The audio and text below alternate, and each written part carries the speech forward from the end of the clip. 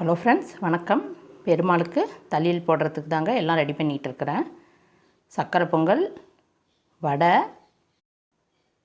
அதுக்கப்புறம் காய்கறிகளில் நாங்கள் முக்கியமாக முருங்கைக்கீரை செய்வோம். மற்ற காய்கறி கூட்டு பொரியல்லாம் அது நம்ம இஷ்டம். இந்த முருங்கைக்கீரை கண்டிப்பாக செய்வாங்க. அப்புறம் கண்டிப்பாக முக்கியமாக போட வேண்டியது இந்த மாவிளக்கு மாவுங்க. வெல்லத்தை என்ன தான் நம்ம நுணுக்கி போட்டாலும் அதில் சின்ன சின்ன சிறு கட்டிகளாக இருக்கும். இந்த மாதிரி கொஞ்சம் பெரிய கட்டிகளாக உடச்சிக்கிட்டு இந்த துருவுறதில் வச்சு துருவி போட்டுட்டாக்கா நம்ம நெய் போட்டு ஏலக்காய் தூள் போட்டு கொஞ்சம் பால் வேணா தெளித்து பிசைகிறதுக்கு ஈஸியாக இருக்கும். அதுதான் இப்போ நான் ரெடி பண்ணிகிட்ருக்கிறேன்.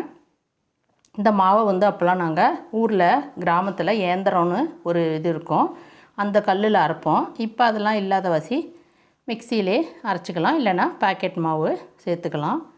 அப்புறம் இந்த மாதிரி உருட்டி உள்ளே குழி பண்ணி நெய் ஊற்றி திரி போட்டு ஏற்றணும். அது அந்த நேரத்துக்கு நம்ம ஏற்றினா தான் அந்த நெய் இருக்கும், இல்லைன்னா அந்த நெய்யை முன்னாடியே ஊற்றிட்டா இழுத்துரும்.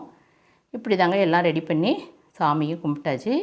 முக்கியமாக துளசி தண்ணியும் வைக்கணும். முதல் வாரமே நம்ம இந்த மாதிரி போட்டுட்டோன்னா அதுக்கப்புறம் நம்மளுக்கு ஒரு மன சந்தோஷமாக எல்லா வாரமும் சும்மாவோட நம்ம மாவிளக்கு மாவு இல்லாமல் படையல் மட்டும் போடலாம். ஆனால் மாவிளக்கு மாவு கண்டிப்பாக புரட்டாசி மாதத்தில் ஒரு தடவை பெருமாளுக்கு போட்டுடணுங்க. ஓகே ஃப்ரெண்ட்ஸ், நீங்களாம் கும்பிட்டிங்களா? Tata, bye bye, thank you.